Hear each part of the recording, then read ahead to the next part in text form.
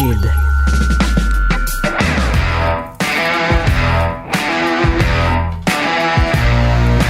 Mesdames et messieurs, bonjour, bonsoir et bienvenue à un autre épisode des Antipodes de la lutte. Pat Laprade, Fred Poirier, KR, Kevin Raphaël. Yes. Sans restriction chrono. Vous avez vu la belt. La ceinture. Vous avez vu, hein? La ceinture est sexy. Je parlais dans mon micro. La ceinture est sexy. Une des belles ceintures. On est-tu dans la télé en ce moment? On est dans la télé en ce moment. Non, mais drôle. On est dans une télé en ce moment. Mais non, pour vrai, achetez vos billets pour Sans Restriction Chrono 2. Ça, c'est vendredi. Donc, pour vous, c'est demain. Ça va valoir la peine de voyager à Québec. On a Matt Cardona qui va être là contre Michel Plante. Laredo Kid contre Travis Toxic dans un des matchs qui est le plus sous-estimé. Là. Alors, tout le monde parle de Cardona, mais Laredo Kid puis Travis Toxic, ça va quand même être crazy. Là. Puis après ça, on a le match. En fait, on a le tournoi pour qui sera couronné champion de Sans Restriction Chrono 2. Puis, le match de champion du monde, poids lourd, de Sans Restriction, ceinture qui a fait son chemin sur les ondes de, on va se le dire, on a fait le bloc 1 au complet avec la ceinture. Quand même crazy. Ben on oui. a eu nos vedettes québécoises qui la portaient. Donc, achetez vos billets sur le point de vente. Vous voulez pas manquer ça. Venez prendre des photos avec la ceinture. Venez voir Matt Cardona, Laredo Kid et tout le beau talent québécois qu'on a. Et venez célébrer le prochain champion Andy Zack, ou le premier champion Andy Zack Patterson et Marco Estrada. C'est rare qu'on vit des premières, mais vendredi, on va en vivre une. N'oubliez pas d'acheter également Raconte-moi Kevin Owens, qui est disponible partout en librairie. Abonnez-vous également à Keybook, si ce n'est pas déjà fait. À chaque semaine, on a les nouvelles en extra. Là, on va avoir d'ici la fin de la semaine prochaine, on va avoir les nouvelles en extra, comme je l'ai dit. On va avoir des documentaires aussi pour ceux qui sont abonnés des revues de documentaires pour ceux qui sont abonnés au forfait SummerSlam et Survivor Series.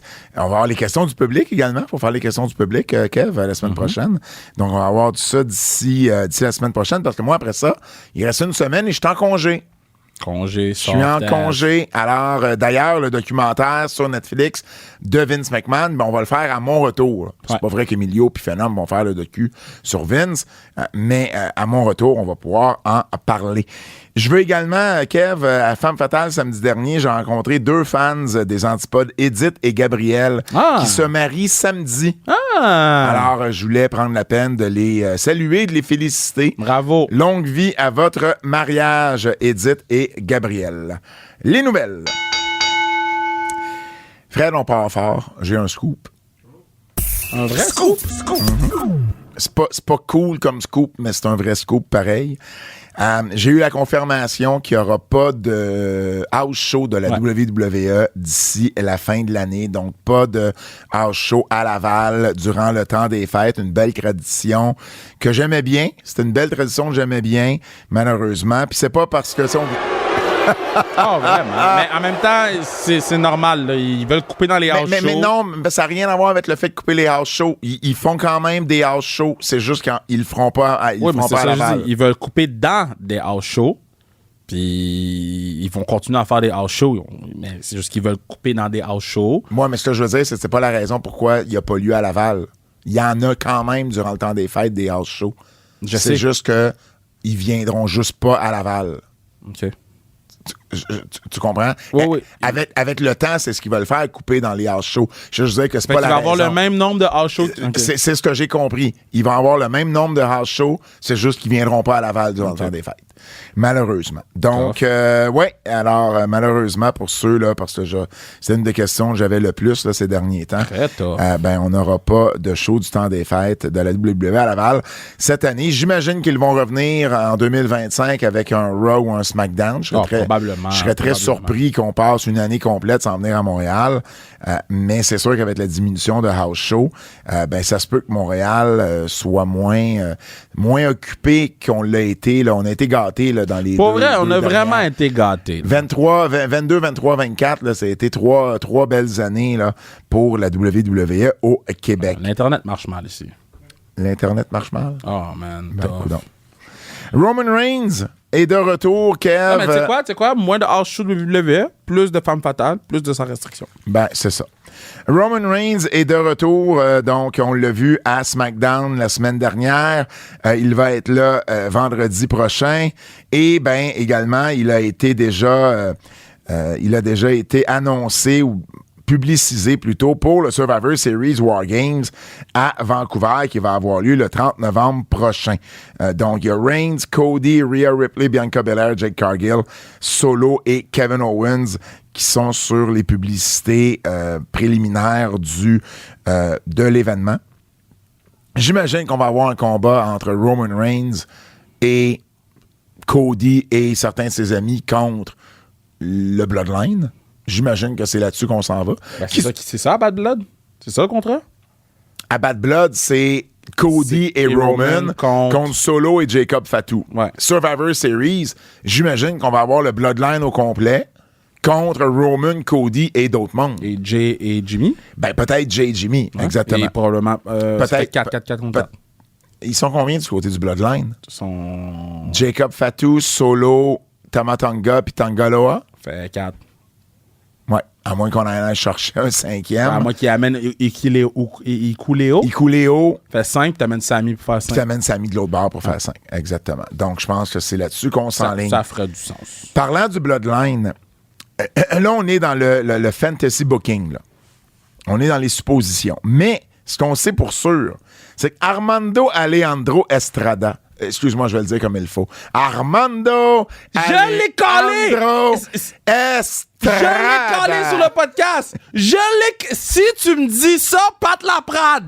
Nostrada fucking Kev. Je l'ai collé sur le podcast. Attends, il a signé un contrat de légende, un contrat de nostalgie là, de 5 ans. Mais c'est sûr que c'est difficile de ne pas penser qu'il a déjà été le gérant d'Umaga. Bro. Et on a besoin d'un mouthpiece du côté du Bloodline. Yo, Pat, je l'ai collé, pis tout le monde riait de moi, man. Yo, je boucle le Bloodline depuis 3 ans. Parce que Paul Heyman va s'allier avec Roman. Alors, ça prend quelqu'un de l'autre bord. Yo. Comme je dis, tout ce qu'on sait pour sûr, c'est qu'il a signé un contrat comme de légende. Là. On n'en sait pas plus pour l'instant. On n'a pas vu Armando Alejandro là, Estrada depuis quoi? Depuis 2012. Donc, ça fait 12 ans. Là. Mais, moi, je veux voir Armando Alejandro Estrada. Bro, ça, c'est crazy, man. Ah non, si ça arrive, ça va être fou. Là, vous allez m'entendre crier encore plus que maintenant, bro. Armando, bro. Ça, c'était un real manager, man. Ça, c'était pas un manager qui mettait lui over, là. C'était un real manager. Ouh! Motor City Machine Guns, Kev, ça ressemble de plus en plus à NXT. Dave Meltzer a rapporté que leur début serait imminent à NXT. Donc, on n'a pas de date encore, mais évidemment, on sait qu'ils font leur début à CW mardi, le 1er octobre. Ouais. Donc, ça serait peut-être pas surprenant de les voir débuter à Chicago le 1er octobre. Ils n'ont pas lutté depuis le 18 août. Curieusement, ils avaient affronté nos Québécois Ivo Luno et Stu Grayson sur le circuit indépendant. On sait qu'ils n'ont pas re-signé avec la TNA. Il y a eu des discussions avec AEW et WWE, les deux ensemble. Mais au final, je pense que, ça, selon Meltzer, ça va être du côté d'NXT qu'ils vont s'en aller. 2 vétérans qui vont apporter de l'expérience pour un jeune vestiaire quand même. 2 gars qui ont apporté des titres un peu partout où ils sont passés, que ce soit à TNA, Ring of Honor, New Japan, partout ailleurs, des titres en simple, en équipe également. Ils ont 41 et 42 ans. Respectivement. Donc, on parle bien sûr de Chris Sabin et d'Alex Shelley. Écoute, dans la mesure où ça va à NXT, t'en penses quoi, Kev? Non, mais c'est un ajout super intéressant. C'est des vétérans. Il n'y a rien de négatif à amener Motor City Machine Gun dans un brand qu'il y a beaucoup de jeunes qui ont besoin d'apprendre, puis le brand est rendu touring, là, ils vont en pleine place. Fait que tu vas avoir des attractions, puis c'en est une. Exactement. Sheamus a signé un nouveau contrat.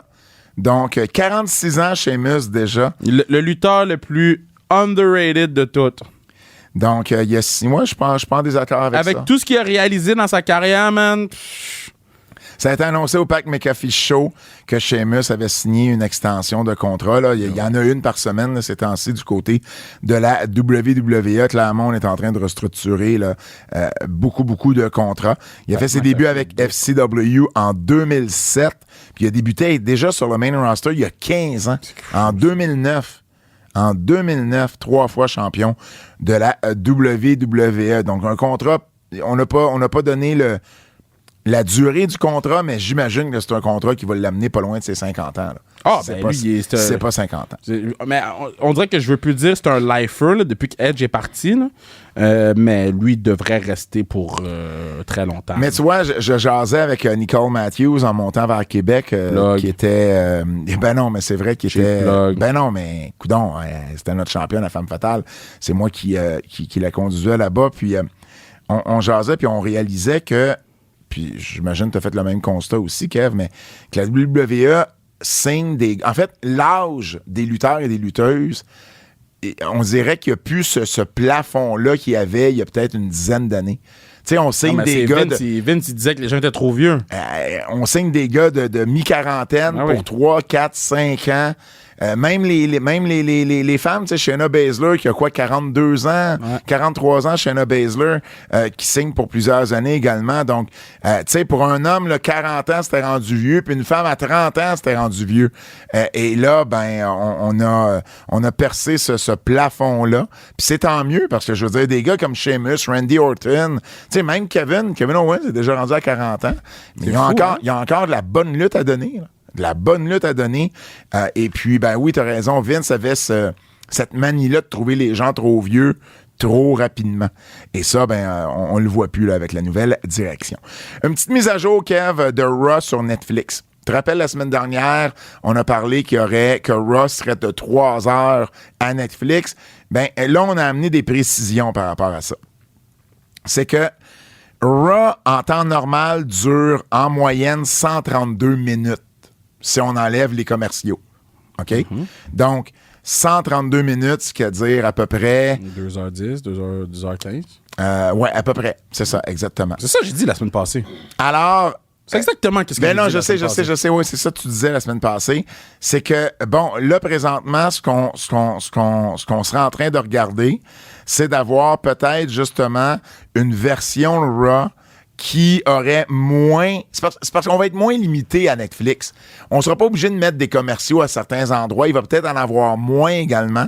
Puis on pense peut-être être capable de faire un show en 2h30 au lieu de 3 heures sur Netflix. Fait d'avoir, oui, des publicités, parce que, comme on le sait, Netflix, maintenant, va avoir ou a déjà parce que la phase avec publicité. Les gens pensent que les publicités de Netflix, ça va être des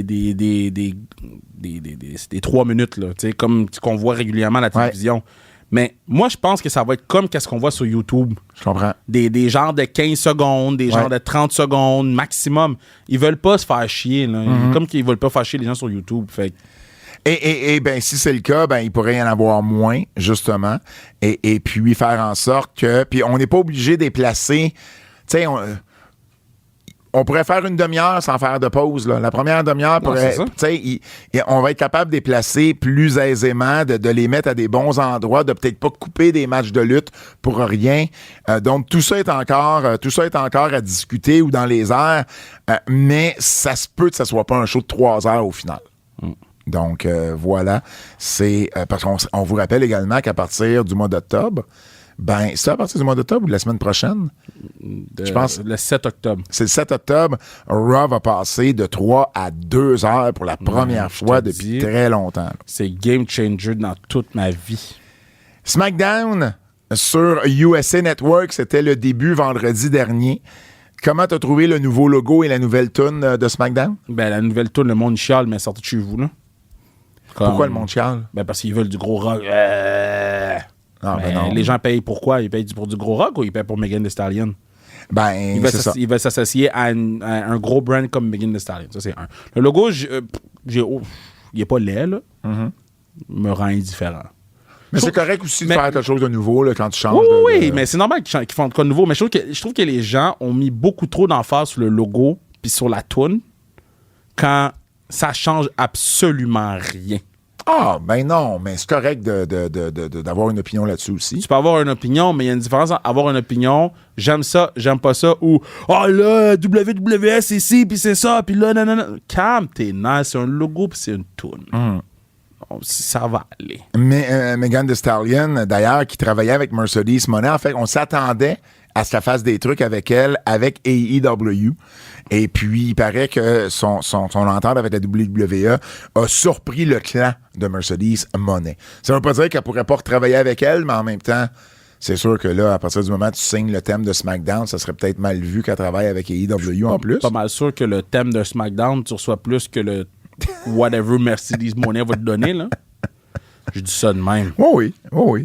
Très, très, très d'accord avec ça. Il y avait plusieurs gros noms sur place pour célébrer en plus les 25 ans de SmackDown. C'était en août 99 que l'émission avait commencé sur UPN. Rob Van Dam, Booker T et Sharmell, Michael Hayes, Ron Simmons, Teddy Long, William Regal, Bobby Roode, qui était là sur place. Bobby Roode, qui, on sait, maintenant travaille comme agent, comme producteur en arrière-scène depuis son opération au cou en 2022. Vicky Guerrero, qu'on n'avait pas vu depuis qu'elle avait... Moi, je suis surpris de l'avoir vu. Là. Ça a créé un gros émoi sur les réseaux sociaux. Là. Pourquoi? Ben, parce qu'il y a toute eu la situation avec sa fille, de elle puis Eddie. Ouais. Qui se serait fait agresser sexuellement par le nouveau mari ou le nouveau chum de Vicky. Hein? J'ai pas vu ça passer. Ouais, puis Vicky, elle s'est mise du côté de son chum publiquement. Ah, ouais. Fait que là, ça l'a créé beaucoup de choses, là. Mais en même temps, s'il est innocent... Ben, on sait pas. Ben non, mais elle doit le savoir. Ben, elle sait pas non plus. Ben voyons, elle sait pas. Tu viens de me dire que le nouveau chum de Vicky aurait agressé sexuellement Vicky et sa fille. Non, pas Vicky et sa fille. Sa fille. Oui, excuse-moi. Juste sa fille, oui. Excuse-moi. Fait que là, Vicky s'est rangé du côté de son chum. Publiquement. De son mari ou chum, whatever. Non, mais c'est quoi le terme que je cherche, Fred? De son gendre. Pourquoi son gendre? Ben, c'est pas le chum de sa fille. Tabarnak, ok, je recommence. Le chum de Vicky. Ah! Oui. OK. C'est donc bien compliqué, cette ben, c'est pas très compliqué. T'avais-tu compris ce premier coup? Non plus? OK, j'ai mal expliqué ça. OK, ma bad. C'est tellement compliqué, ces affaires-là, je vais te dire les bonnes choses. Je recommence. Le chum de Vicky Guerrero aurait agressé la fille de Vicky. OK, je comprends. Puis Vicky s'est rangée avec son chum. OK. Publiquement. Mais la fille, as-tu parlé là-dedans? Oui, la fille, elle a dit publiquement, puis elle a dit qu'elle était déçue, nanana. OK. Puis là, c'est comme ça, là. Fait que, tu sais, je suis surpris que avec tout ça qui est sur les réseaux sociaux... Puis ça, c'était connu avant vendredi? Ouais, c'était très connu avant vendredi. Puis, tu sais, si tu regardes, tu tapes Vicky Guerrero sur Twitter, c'est pas beau, là.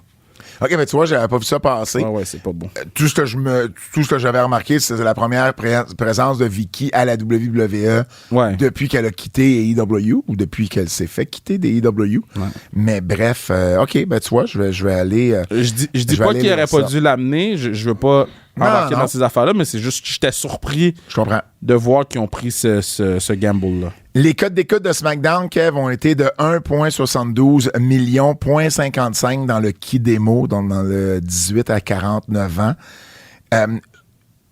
Il y avait un peu de compétition. En fait, Fox a remplacé SmackDown par du football universitaire.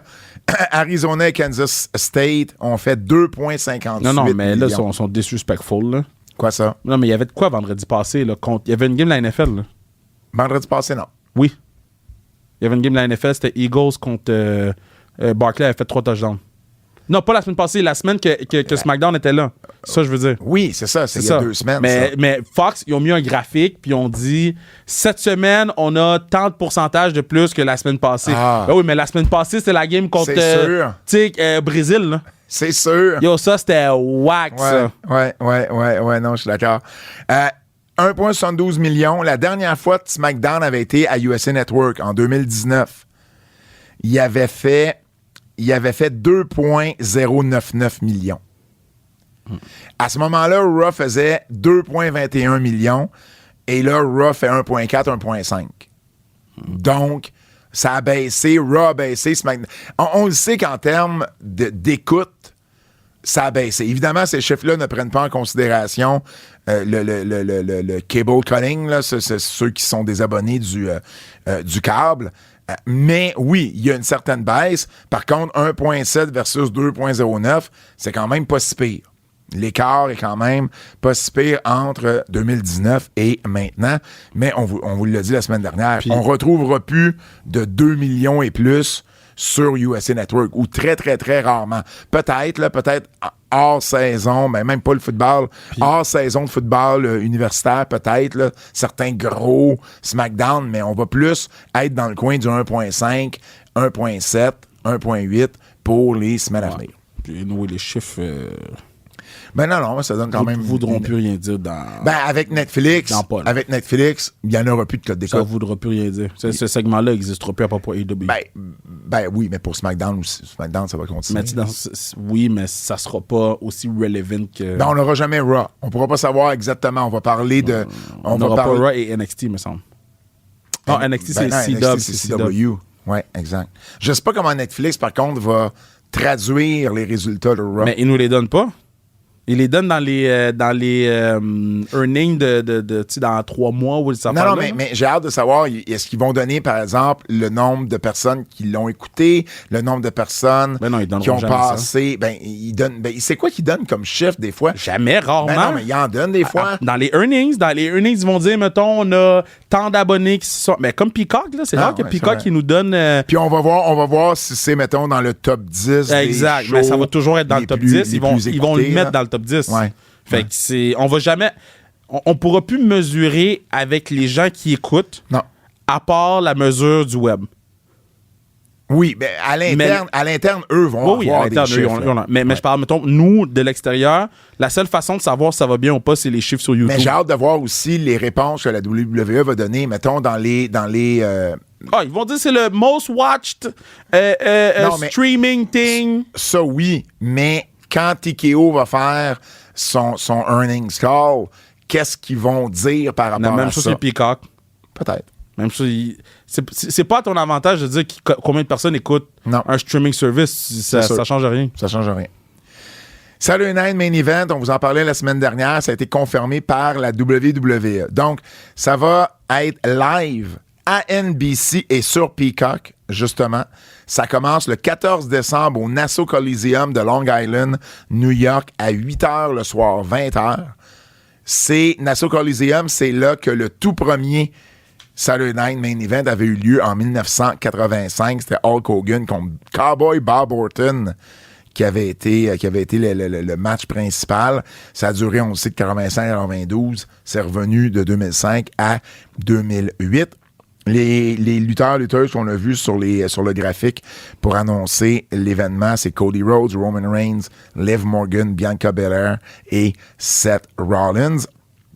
Et ça va venir 4 fois par année. Ça fait partie de leur nouvelle entente de 5 ans avec SmackDown à USA Network. Et là, il y a une grosse rumeur, Kev, comme quoi que Jesse the Body Ventura serait au commentaire de cette nouvelle mouture. Ça serait une bonne qui a été longtemps commentateur. Moi, j'adorais Jesse Ventura dans les années 80 avec Gorilla Monsoon. Donc, ça pourrait être une voix intéressante du passé là, à avoir du côté de Saturday Night Main Event. Puis bon, Jesse Ventura a quand même un nom public, ancien gouverneur de l'État du Minnesota, auteur également. Donc, voilà, on bien hâte, 14 décembre que ça va débuter. Changement d'aréna à Saint-Louis. Et j'en parle parce que si ça avait été IW, on en aurait parlé, Kev. Oui, on aurait parlé, puis on aurait dit... Qu'est-ce qu'on aurait dit? On aurait dit, good job. On aurait dit, bonne idée. Bonne idée de changer d'aréna parce que si t'as de la misère à vendre des tickets. Exactement. Il y avait 2196 billets distribués dans un aréna qui en contient 18 000, mais il avait fait un setup de 4 285. Ouais. Et tu veux pas que ça paraisse mal, c'est ton deuxième show d'NXT sur la route, à la télévision, sur CW. Et là, qu'est-ce qu'on a fait? Ben, on est parti de l'aréna des Blues, donc initialement, ça devait avoir lieu dans l'aréna des Blues de Saint-Louis. Et là, on va le faire au Factory, à Chesterfield, Missouri. Une place de 3000 sièges. Plein. On a déjà 2196. C'est une joke. Et là, ils ont annoncé que Javon Evans ferait un match contre Randy Orton. C'est fini. Parce qu'on savait que Randy serait là. Là, il est annoncé dans un match. Fait qu'on va être capable de remplir un aréna de 3000 spectateurs. Ça va avoir l'air, ça va paraître mieux à la télé. Puis c'est NXT, c'est pas Raw, c'est pas Smack. Exactement. C'est ça, là, c'est de la bonne gestion. Une leçon à apprendre pour AEW. Absolument. Puis tu sais, j'écoutais un podcast, puis il disait, tu sais, c'est une leçon d'humilité. C'est même pas une leçon d'humilité, c'est good business. Là. Non, mais... C'est juste good business. En même temps, peut-être qu'ils ont pensé qu'ils seraient capables de faire plus avec NXT à la deuxième semaine sur CW puis tout ça. Oui, mais ils ont fait good business de dire, absolument. On va juste changer d'arène. Hein? 100%, mais ça va aussi sûrement influencer le reste de NXT sur la route. Ouais. Peut-être qu'on va booker moins d'arénas de 18 000 personnes, puis qu'on va en booker plus de 3 000 à 4 000 personnes. Et puis, peut-être certains gros shows, les faire à 15 000 si on pense être capable de le remplir, comme on le faisait à l'époque des Kevin Owens, Finn Balor, Sasha Banks, Bayley et compagnie. On n'a pas le temps pour ça, là. Quoi ça? On n'a pas le temps aujourd'hui. Qu'est-ce qu'il y a? Mais Régent Tremblay vient d'avoir un bad take, là. Ah oui? Ça me... écoutez, je me retiens de pas répondre à ça. OK. Ils viennent de dire Arthur Beterbiev est le plus grand boxeur de l'histoire du Québec, mais Jean-Pascal le suit de tout près. Est-ce que t'es malade?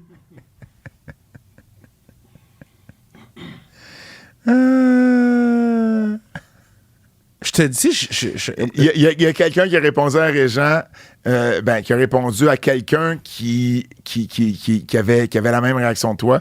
Il a dit, je veux rien enlever à Pascal, mais il a affronté 7 excellents boxeurs dans sa carrière. Il n'a pas réussi à en battre un seul. Yo, t'es un cave ou t'es un cave? Hey, c'est un hot take. T'es un cave ou t'es un cave? On n'est pas dans les hot takes. AEW...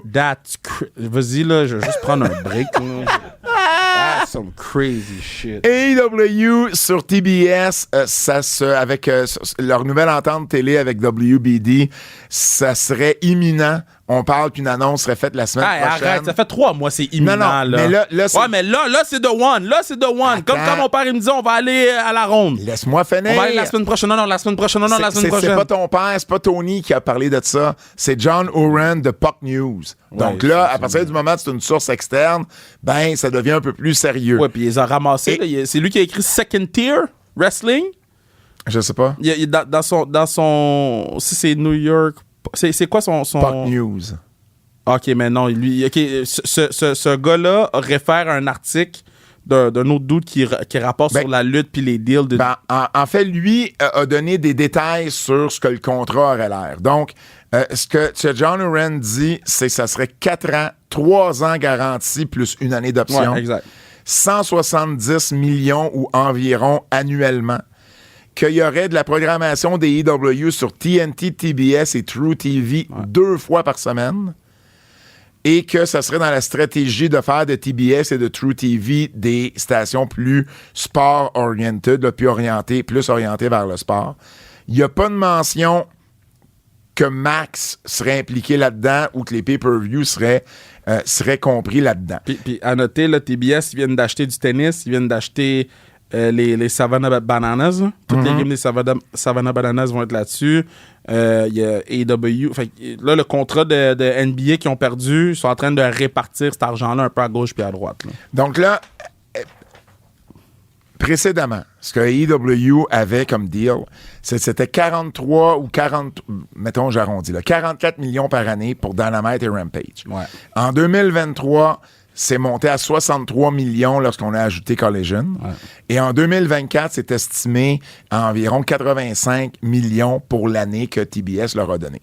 À 170 millions, on doublerait ou à peu près ce qu'on reçoit. Donc ça, c'est extrêmement important et bénéfique pour AEW. Ce qui est intéressant aussi de remarquer là-dedans, c'est qu'on dit que la programmation des AEW serait de 2 fois semaine. Ouais. Ça veut dire que... Et il y avait d'ailleurs une rumeur que Rampage prendrait le bord. Ben, t'écoutes Rampage, là? Non. OK. Fait qu'il y aurait Collision et Dynamite. Par contre, ce qu'on essaie de faire du côté des AEW, c'est qu'on essaie de vendre un autre show et on essaie de le vendre à Fox en ce moment, mais ce qu'on essaie d'aller chercher, c'est pas une station câblée, mais ce sont les stations là, qu'on appelle les network television. Là. Ouais. ABC, CBS, NBC, Fox, Telemundo, Univision, CW, ION. Donc, on essaie de pitcher un show qui s'appellerait AEW Shockwave, parce que c'est ça qu'on a enregistré comme marque de commerce récemment. Alors, il y aurait 2 shows, Collision et Dynamite, sur TBS et TNT. True TV aurait sûrement des reprises ou, tu sais, un genre de récapitulation de la semaine ou des trucs comme ça. Et on essaie de vendre un autre show à une autre station, donc aller chercher plus d'argent encore. Alors, peut-être qu'au final, on va être capable d'aller chercher, je sais pas moi, au-dessus de 200 millions. Il reste le truc des pay-per-view. Si les pay-per-view sont inclus dans le 170 millions, mais là, c'est sûr, ça devient une entente un petit peu moins intéressante. Parce qu'on parle que les revenus de pay-per-view se situent dans le coin des 20-25 millions. Donc, il faut que tu enlèves ça du 170 millions. Tu comprends? Donc, ça veut dire que pour la télé, il irait chercher un 145, 150 millions au lieu de 170. Ouais. Mais on ne le sait pas encore. On ne sait pas encore si Max va avoir les pay-per-view, si le deal va faire partie, si les pay-per-view vont faire partie du deal ou pas. Mais c'est sûr que, dans tous les cas, pour les 3-4 prochaines années, c'est game changer pour AEW. Parce que là, tu vas plus ou moins doubler tes revenus télévisuels.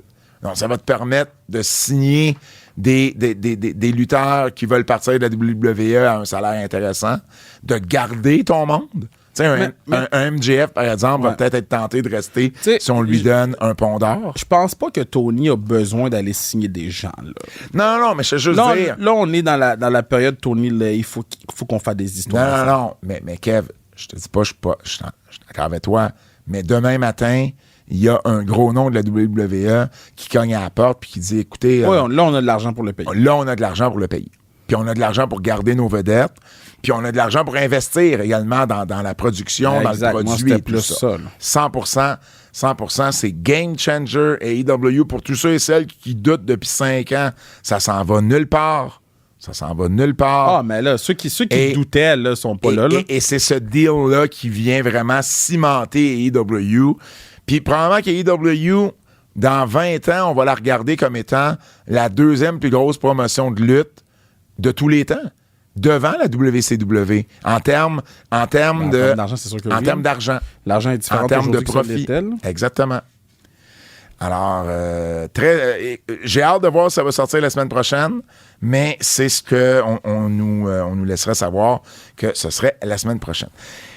Pour plus de nouvelles... Ben, si vous voulez en entendre plus sur ce qui se passe dans le monde de la lutte, ben, on vous suggère de vous abonner à notre Patreon qui book les nouvelles en extra, un segment qu'on fait à chaque semaine. Plus de nouvelles, les nouvelles en extra sur notre Patreon. Cette semaine, on parle de l'infirmerie, j'ai des stats. On parle de John Cena, de Tony Khan, de Willow Nightingale et bien plus. Les nouvelles en extra exclusivement sur notre Patreon qui book forfait Survivor Series et forfait Summer Slam. Abonnez-vous dès maintenant pour en avoir plus. Lutte québécoise. on recommence. Lutte québécoise. Laissez pas tranquille. Kev, retour sur Femme Fatale. Yes, bravo, man. Merci.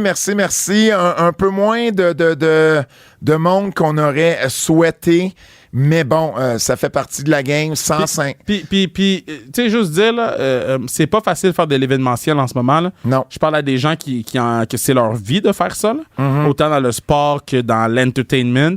Et c'est très, très, très difficile actuellement de faire de l'événementiel. Donc, chaque fois que quelqu'un réussit à faire que le show soit présent, soit là, ça reste un très gros succès. Ça, surtout à Québec, samedi, ben, tu avais 5000 personnes à 2 minutes d'auto d'où on était, au Stade Canac, pour voir les Capitals remporter la finale, surtout avec le circuit qu'il y a eu. Le walk-off. C'était fou. Il y avait un concert pas tellement loin aussi. Il y avait le Festival des films de Québec. Bref, il y avait beaucoup de compétitions. On a eu 157 personnes au total qui étaient présents au show. On a une nouvelle championne. Yes. Azael a défait Nicole Matthews en finale pour remporter le titre de femme fatale. Beaucoup d'émotions. Et je vais aller dans du backstage, là, mais j'ai vraiment trouvé ça cool. Nous, on avait... Bon, évidemment, Azael gagne. Ça va. Mais on n'avait pas prévu rien. Tu sais, elle gagne le titre, puis bon, elle célèbre, puis elle s'en va backstage après. Et pour te dire à quel point c'est important d'avoir des vétérans et des vétéranes dans un vestiaire. C'est un vestiaire relativement jeune qu'on a à Femme Fatale. Mm-hmm. Et à un moment donné, il y a Sweet Cherry qui est là. Sweet Cherry, ça a été la première élève de Lufisto à lutte, où elle est impliquée dans le monde de la lutte depuis, j'ai le goût de dire, pas loin de 25 ans. Et elle était là. On l'avait invitée, puis elle a fait un match, étant donné que c'était le 15e anniversaire. Ça faisait longtemps qu'elle n'avait pas rien fait pour Femme Fatale. Elle a recommencé récemment à lutter. Elle avait pris une longue pause. Et là, durant le match, Sweet Cherry vient me voir. Puis elle me dit, hey Pat, elle dit, après le match, là, on sort-tu les babyface pour aller célébrer avec Azael? Puis j'ai comme fait, mais c'est tellement une bonne idée. Puis, tu sais, on y avait pas pensé parce qu'on y avait pas pensé. Ouais. Tu sais. Ben, tu peux pas penser à tout non plus. Ben non, puis c'était tellement une bonne idée. Puis j'ai comme fait, wow, je trouve ça impressionnant qu'une vétérane, tu sais, puis c'est à ça que ça sert des vétérans. Tu sais, à prendre un lead. Tu sais, il y en a peut-être d'autres qui l'ont eu l'idée, puis qui l'ont pas dit parce qu'ils étaient gênés, puis tu sais. Mais elle, bon, avec les années d'expérience qu'elle a, venir me voir, c'était pas gênant. Ouais. Je suis comme fait, mais c'est une excellente idée. J'ai tout de suite été voir Mike, puis il dit, ben oui, let's go, on a rassemblé les babyface. Puis une fois rendu autour du ring, ça a été la première à monter dans le ring, Sweet, puis à lever le bras d'Azael. Nice. Tu sais, vraiment un move de vétérane. Et j'ai apprécié puis adoré ça de sa part, puis ça m'a fait réaliser que ça en prend des vétérans et des vétéranes dans un vestiaire pour ce genre d'affaires-là, des fois. Bref, nouvelle championne très, très fière d'Azael qui pleinement mérité, oui. Nicole Matthews qui avait gagné le titre en juin 2023 à Toronto lors de l'événement qu'on avait fait. Girls Next Door à Toronto avec Smash Wrestling. Dans les autres combats, ben, on a eu évidemment le combat tant entendu entre Lou O'Farrell et Casey Diamond. Match qui a été un excellent match de lutte. La seule bémol que je vais amener, c'est que les filles se sont peut-être un peu trop concentrées sur la lutte et un peu moins sur leurs personnages, qui sont deux personnages forts, qui travaillent leur foule habituellement. Puis là, je pense qu'ils voulaient tellement amener la lutte à un autre niveau. Il y avait la pression. Là. Il y avait beaucoup de pression. Puis le match, j'ai rien à dire contre le match. La lutte, elle était excellente, mais vraiment excellente. C'est juste que je pense que c'est ce qui manquait au match. Est-ce que c'est un des meilleurs matchs de l'année sur le circuit indépendant québécois? Oui. Est-ce que ça va être le match de l'année? Je ne le sais pas. Il va falloir que... Il me semble qu'il n'y a rien qui a vraiment sorti cette année. Là. Il n'y en a pas un là, qui fait comme « Ah oui, c'est sûr, ça va être ça ».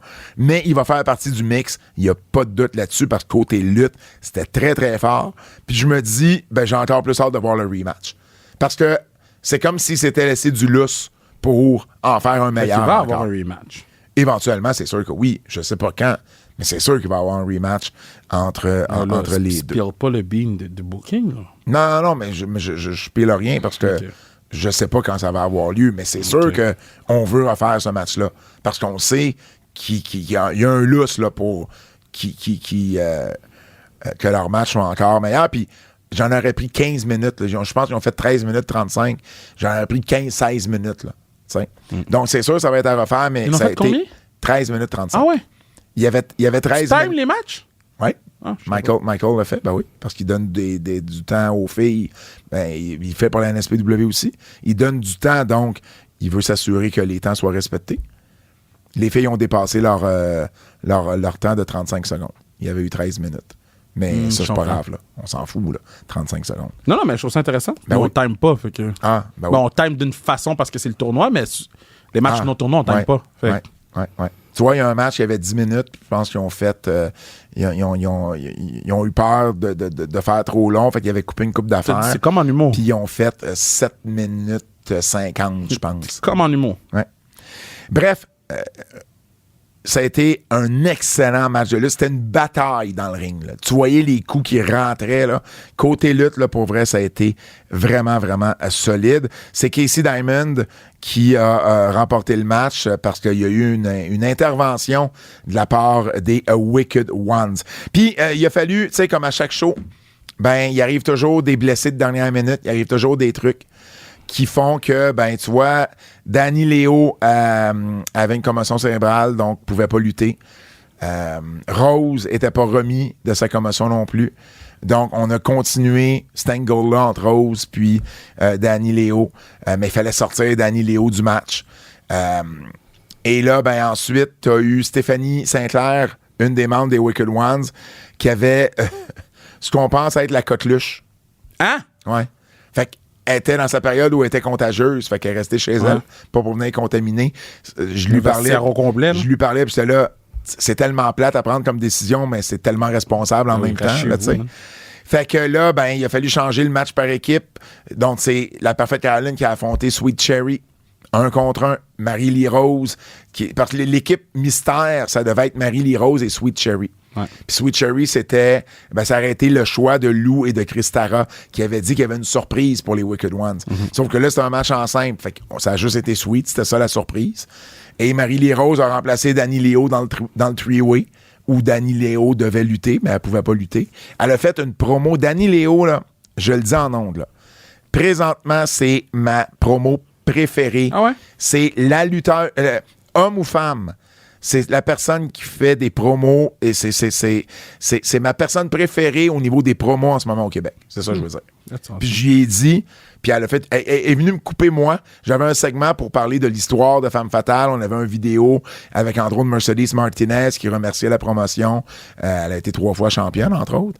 Puis j'ai salué les... Il y avait 3 des 4 membres fondateurs de Femme Fatale qui étaient présents. Anthony Tonin, TNT, Eric Salotolo et Lufisto qui étaient là. Et puis, je les ai salués. Puis après ça, ben, elle est venue me couper. Puis, écoute, pour vrai, là, on avait un peu travaillé des trucs ensemble. On avait juste parlé un peu de comment ça serait. Puis, c'était... Elle est écœurante au micro d'Anneli. Pour vrai, là, vraiment, vraiment... ma découverte au niveau promo cette année. Christophe. Yes. Sinon, ben, t'as Leah Sparks qui a gagné le 4 coins contre Vanessa Craven, Jessica Black, Mélanie Havoc et elle. Craven et Black s'étaient battus jusqu'au vestiaire, donc c'est pour ça qu'ils n'étaient pas impliqués dans la décision. T'as Midiane qui avait affronté Chris Tara. Puis, ben, c'est ça. Non, pour vrai, ça a été un excellent... on est bien content du show. Je pense que ça a donné un très, très bon show. Vlada qui a battu Sam Kelly, entre autres. Puis j'essaie de me souvenir de tous les gagnants. Là. S'il y en a, je vous dis pas, c'est parce que là, vite de même, je m'en souviens pas. Le booking, c'est Mike qui s'en occupe. Puis, tu sais, t'as pas toujours le temps de voir tout. Non. Puis de me rappeler de tout. Mais on est bien content du show. Notre prochain show, c'est le 14 décembre. Et puis... Le lendemain de nous. Le lendemain de vous. C'est fou, ça. Ouais.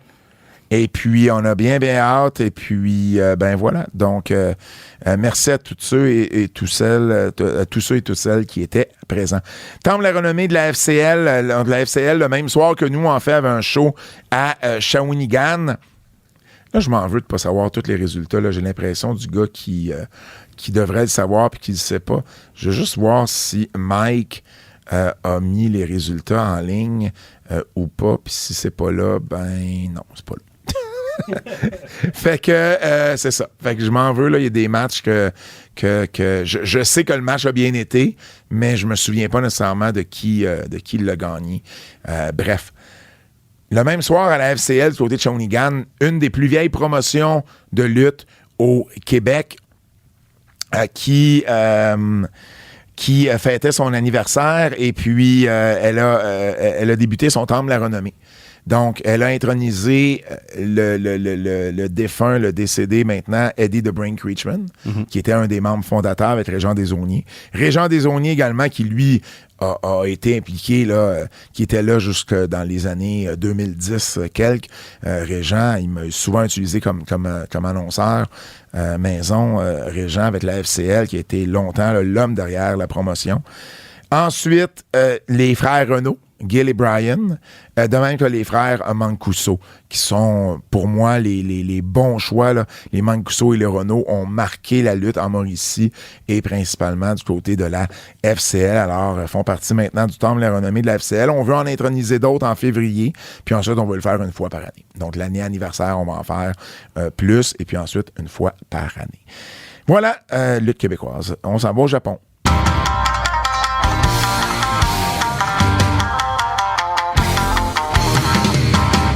Ricochet, Kev, qui fait son retour au Japon avec Gleet, qui va lutter avec Gleet. Il va lutter en équipe avec Shima contre Elio Del Vikingo et Soma Watanabe. Et Shima, c'est celui qui l'avait un peu...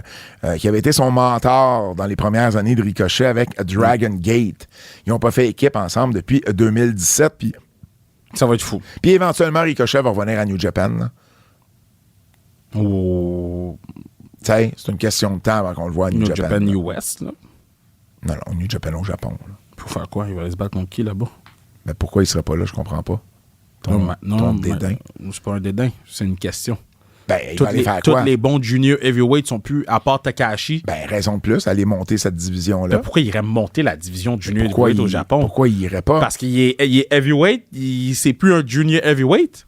Mais au Japon, il va être encore vu comme un junior heavyweight. Aux États-Unis, il est vu comme un heavyweight. Moi, je suis sûr qu'on va voir Ricochet très bientôt. Je te dis pas qu'on va pas le voir. Je sais pas dans quel rôle. Je sais pas dans quel rôle ça va être bénéfique pour lui d'aller là-bas.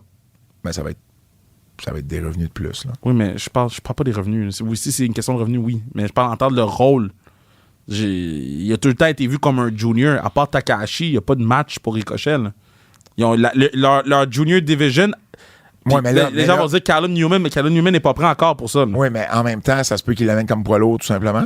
Ben, s'il l'amène comme poids lourd, c'est différent. Ah, mais c'est ça. Mais je suis sûr qu'on va le voir très bientôt à New Japan. Jake Lee, de son côté, est blessé, donc il a subi une blessure du côté de l'événement Road to Destruction, mercredi dernier. Donc, il luttait en équipe avec David Finlay et Gabe Kidd contre Hiroki Goto, Ishii et Yoshihashi. On ne sait pas encore, c'est au pied droit.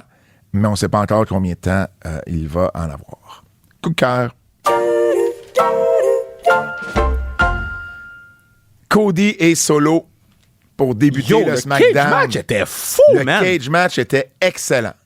Excellent, j'ai adoré ça. J'ai crié « Hein! » Ouais, belle façon de débuter SmackDown. Non, mais tu sais, un cage match de WWE, surtout à la télévision, ouais.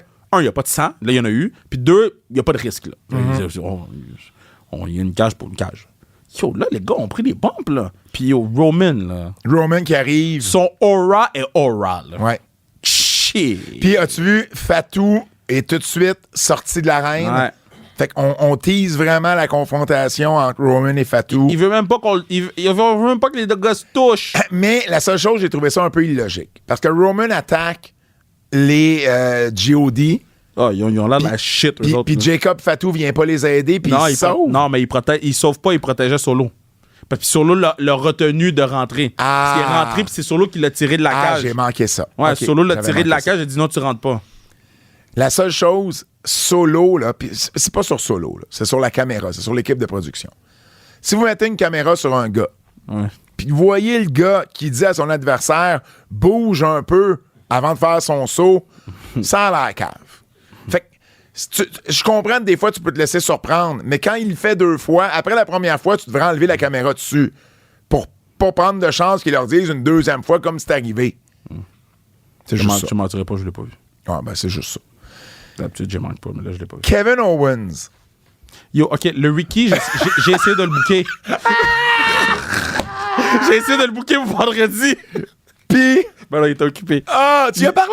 Mais oui, j'ai écrit. Ben oui. Hey, le soir même de quand il a pris le stunner, j'y ai écrit, il m'a répondu le lendemain. Ah, puis tu dois tellement pas être le seul. Tout le monde a dû Ah. y écrire. Tout le monde a dû y écrire. Je te dis, j'ai vu ça puis j'ai fait... C'est qui ce gars-là? Là, en tout cas. Mais quel jeu d'acteur de Kevin. J'ai tout adoré de ce Yo, segment-là. tout était bon. Ils nous Il ont dit- swerve, ils nous ont... il dit- Puis il y a une partie de moi qui espère qu'il ramène Ricky pour un six-man la semaine prochaine. Puis le pire, c'est que probablement qu'il y avait vraiment un problème, tu sais, avec Randy Orton qui était arrivé juste.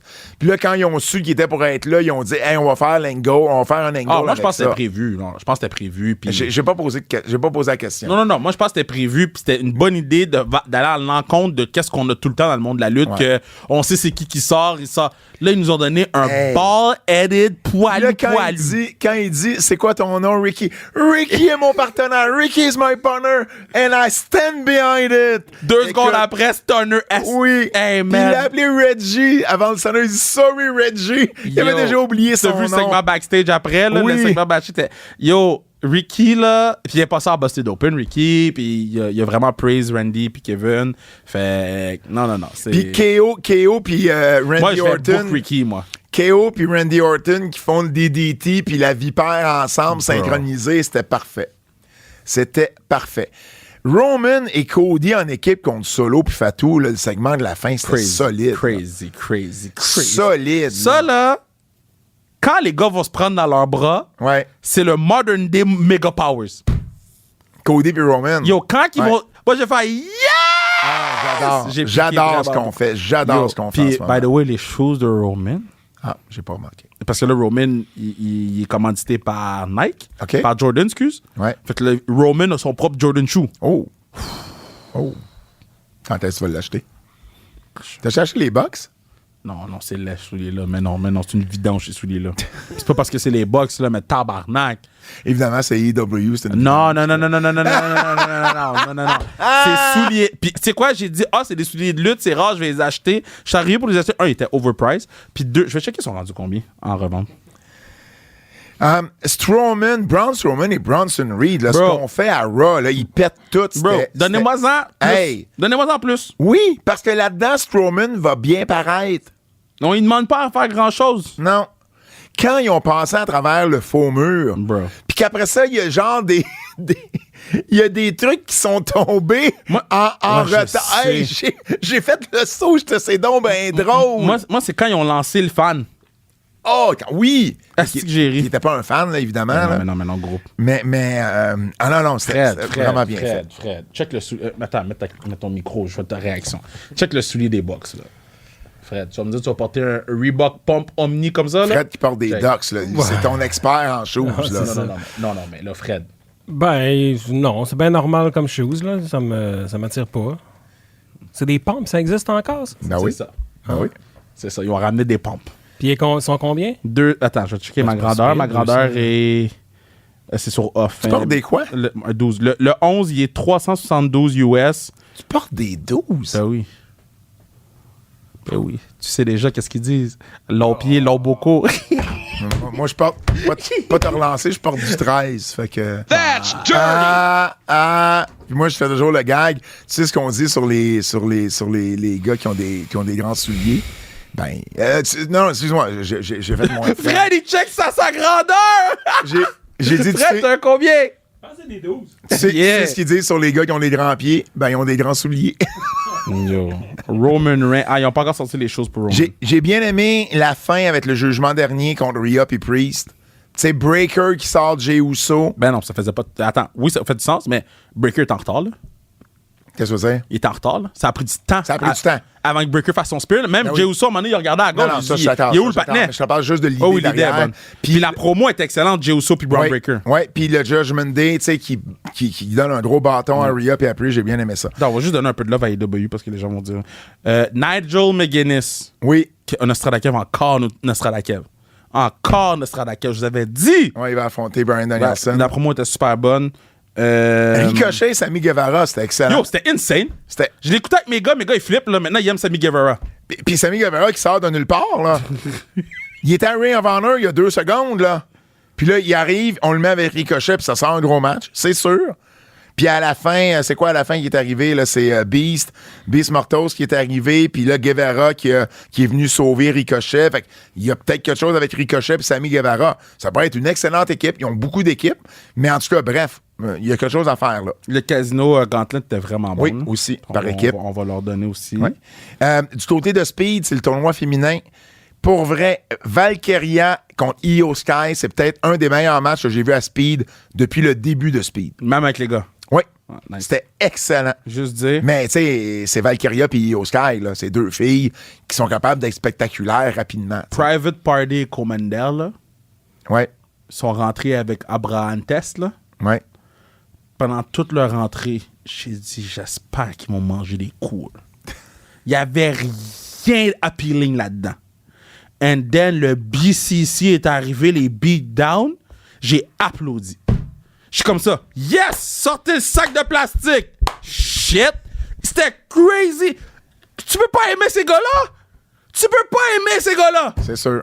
Je parle pas de BCC, je parle de Private Party. En tout cas, Moi, j'ai rien d'autre. le positif? Ben, dans les coups de cœur. Avertissement. Ah, Leo Rush, Jack Perry, c'était bon. Avertissement. Avertissement. Ce segment pourrait contenir des critiques négatives. Oh, oh, oh, oh! Qu'est-ce qu'il y a? Vas-y, Pat. Non, mais toi, tu vas go off. Je vais go off après. Parce qu'on va go off sur la même chose. Ah ouais, tu penses?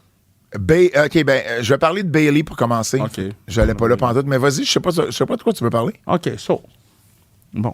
Expliquez-moi le sens que ça fait. Oui. Il nous explique l'affaire du sac de plastique, là. Ouais. Au début du show. J'ai adoré le vidéo package au début du show. Ouais. J'ai tout aimé. Jusque-là, si tu me laisses cette affaire-là, je suis bon. J'ai mon explication, je suis capable de vivre avec ce que j'ai vu. Tu fais la promo avec Darby Allin dans le ring. Parce que Darby est supposé affronter Bryan Danielson à c'était prévu, là. Et là, il va affronter Moxley.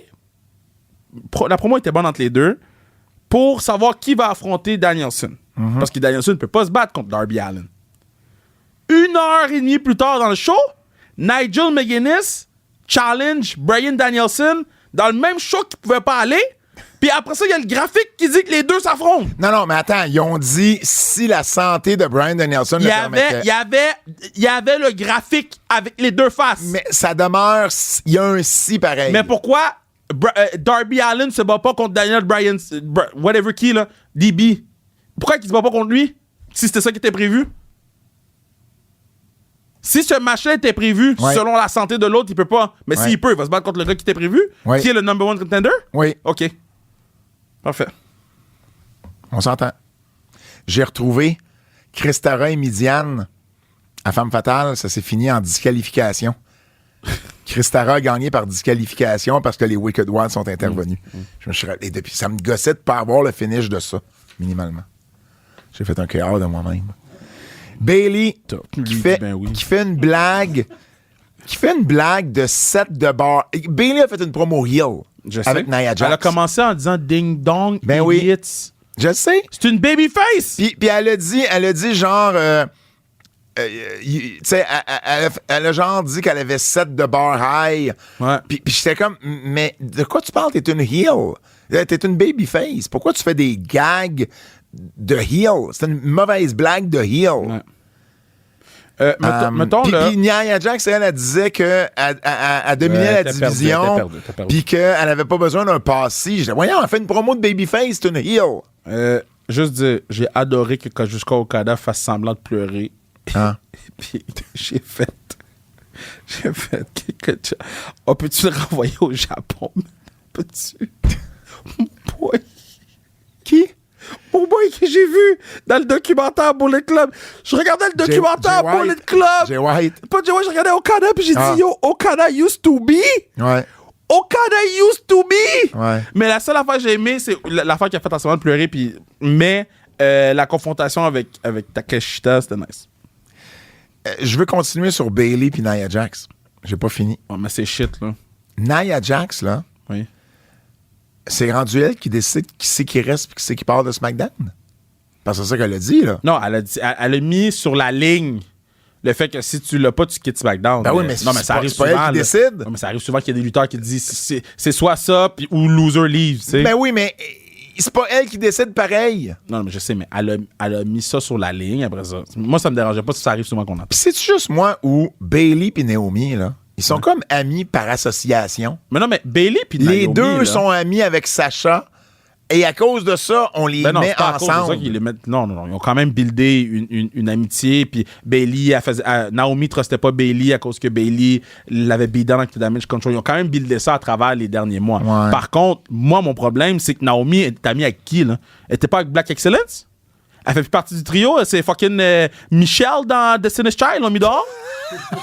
Wow! Ils l'ont mis dehors. Non, mais ils l'ont mis dehors. C'est qui, Beyoncé? Beyoncé, c'est Jade Bibi. C'est Bibi. Ah, c'est Bibi. Bibi, ok, Bibi. ok. Puis Kelly Rowland, c'est Jade Ouais. Cargill. Mais ça reste que. Qu'est-ce qu'ils ont fait avec la madame? C'est correct. Je suis d'accord. Je te disais dans les coups de cœur que j'avais super aimé Valkyria puis Io Sky. Naomi puis Blair Davenport. Là. Oh. Oh, mais Tough. Blair Davenport, là. Naomi aussi a pas été bonne là-dedans. Je te dirais. Blair Davenport. Ça a été très, très moyen. Ils ont carrément fait un match normal, mais de 4 minutes. Fait qu'ils ont eu des rest hold. Ils ont fait des spots où les deux faisaient rien. C'est 4 De minutes. 3 minutes. 3 minutes.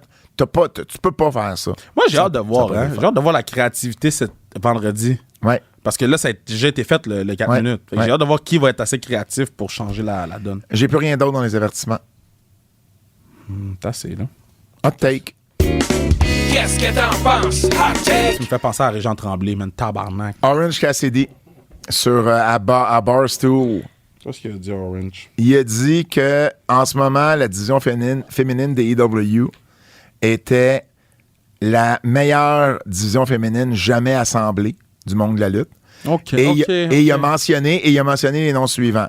On a Jamie Hayter, Mercedes Monet, Chris Statlander, Willow Nightingale et Anna Jay, C'est correct, man. qui revient de Stardom. C'est à cause de hot take comme ça que les gens finissent à Jean Lapointe.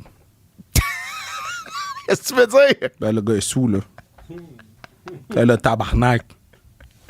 Mais non, mais à un moment donné, là. Arrêtez, là. Arrêtez, là. Non, mais là. Non, mais. C'est pas.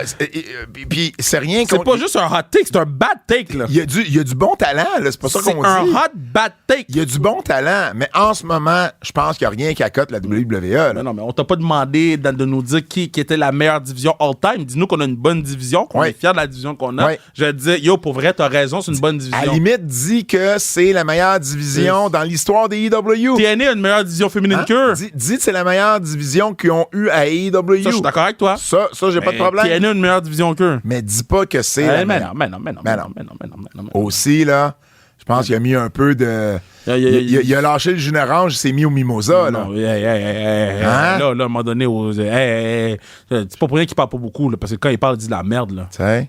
Hey. Alors, le quiz. Podcast fini, là. Il reste le quiz, Kev. Hey, il est 10h12. Yo, Tu demain, là, je fais l'affaire du Canadien. Ouais. Mais tu voulais finir tôt. On a fini tôt. C'est l'heure du quiz. Hey, juste... 3 heures live.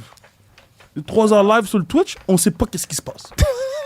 c'est ça. À chaque année, c'est ça. Ils me disent, yo, on a un plan. Là, je suis comme, OK, parfait. Ce qui vient quand? Ben, ceux qui arrivent. Ah, OK. Non, ça va être le fun. Regardez, ça va être le fun. J'ai une idée pour Cole puis pour Yo. L'an passé, on se rappellera que tu avais fait une entrevue avec Casey DeSmith. Là, c'est fait trade 30 minutes après.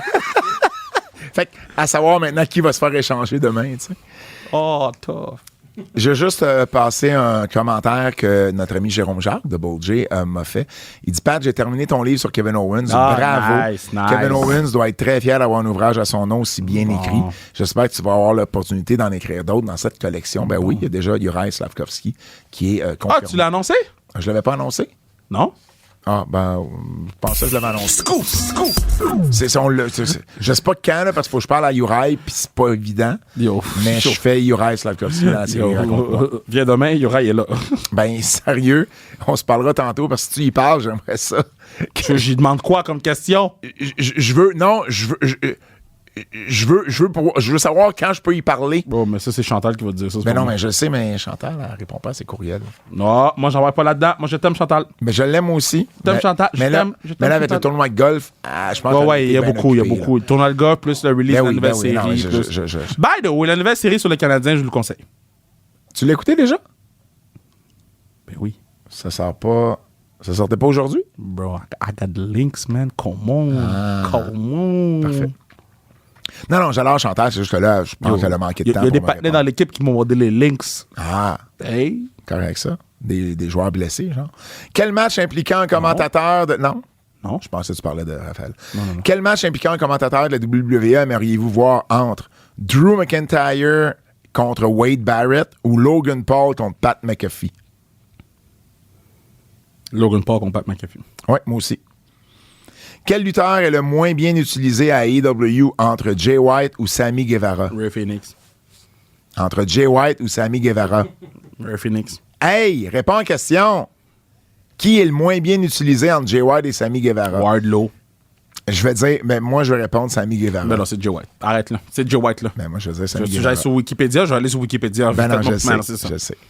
Et finalement, qui ne reviendra jamais à la WWE entre Ronda Rousey ou Enzo Amore? Pourrait jamais dire jamais, man. Mais je pense que ce serait plus Enzo. Non, Enzo est pas si pire que ça. Mais Ronda va finir par revenir. Puis Enzo, ça va se régler à un moment donné, là. C'était un des gars les plus over de la compagnie, là. Bah, là, Quoi? calme-toi. Enzo puis Cass dans leur aidé, là, le 3 mois qu'ils ont eu, à là. NXT, Non, le 3 mois qu'ils ont eu à Rock à son montée, là. Yo, va retourner voir. Yo, les gens criaient les lyrics de qu'est-ce qu'ils disaient un par un, comme si c'était Road Dogg puis Billy Gunn. Ah, arrête, là. On finit sur ce bad take.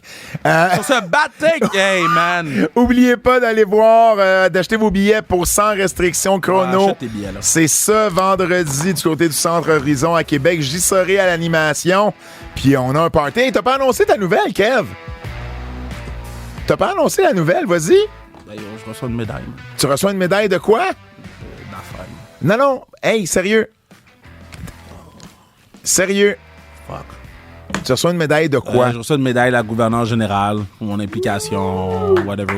Pour ton implication quoi? Dans la communauté, que j'ai fait le pont entre le sport et la diversité. Ben, félicitations, Kev, pour Merci, vrai. merci. Pour vrai, c'est pas donné à tout le On monde va d'avoir une célébrer, médaille on va de la gouverneure générale. Tu reçois ça quand?